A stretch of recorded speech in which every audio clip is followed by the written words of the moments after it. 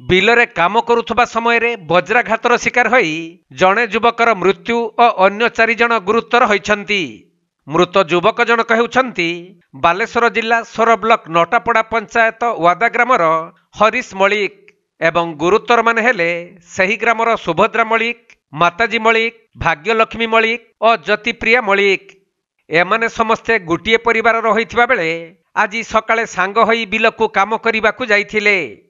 ତେବେ ପ୍ରବଳ ବର୍ଷା ସହିତ ଘଡ଼ଘଡ଼ି ହେବାରୁ ସମସ୍ତେ ଗୋଟିଏ ଜାଗାରେ ବସିଥିବା ସମୟରେ ହଠାତ୍ ବଜ୍ରପାତ ହୋଇଥିଲା।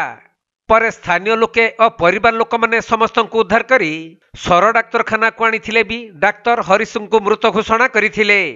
ଖବର ପାଇ ପୁଲିସ ଡାକ୍ତରଖାନାରେ ପହଞ୍ଚି ଶବ ଜବତ କରି ବ୍ୟବଚ୍ଛେଦ ପାଇଁ ରଖିବା ସହିତ ଏକ ମାମଲା ରୁଜୁ କରି ଘଟଣାର ତଦନ୍ତ ଆରମ୍ଭ କରିଛି। ଏଠି ସକାଳେ ବିଲ କାମ କରୁଥିଲେ ସେମାନେ, ସେ 5 ଜଣ ଲୋକ ସେଠି ରହୁଥିଲେ। ଯେଉଁ ଲାଇଟିଂଟା ହେଲା ଆଉ ସେ ଲାଇଟିଂରେ ସେ ଅନାଦି ମଳିକି ୱାଦା ଲାଖମେନ୍ଦା ଯେଉଁ ଆଉ ତା ପୁଅଟି ସେଠି ସେ ସେନ୍ସାଲି ହେଲା ଆଉ 4 ଜଣ ସେଠି ବି ପଡ଼ିଗଲେ। ତାଙ୍କୁ ସାଙ୍ଗେ ସାଙ୍ଗେ ଆମେ ସୋର ହସ୍ପିଟାଲକୁ ନେଇକି ଆସିଲୁ।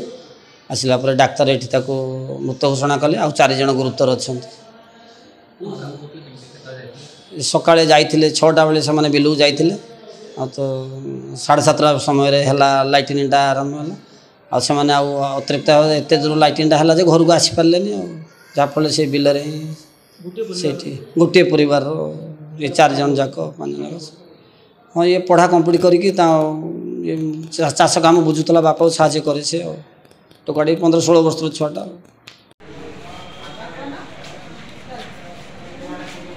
ବାଲେଶ୍ୱର ଜିଲ୍ଲା ସୋରରୁ ସୁମନ୍ତ ଦାସଙ୍କ ରିପୋର୍ଟ, କୋଣାର୍କ ଲାଇଭ୍।